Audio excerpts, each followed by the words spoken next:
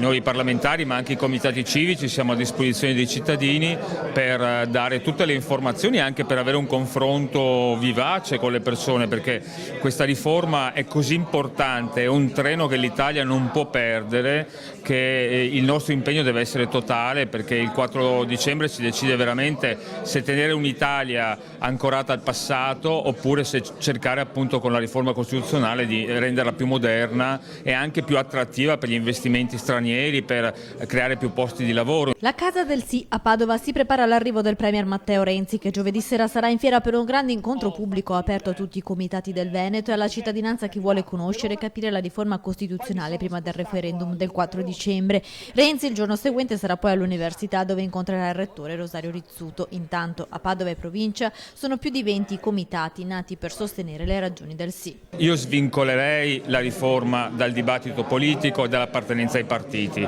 e inviterei le persone a guardare al merito della riforma, perché questa riforma è per l'Italia, non è per un governo o per un partito, ma è per tutto il Paese.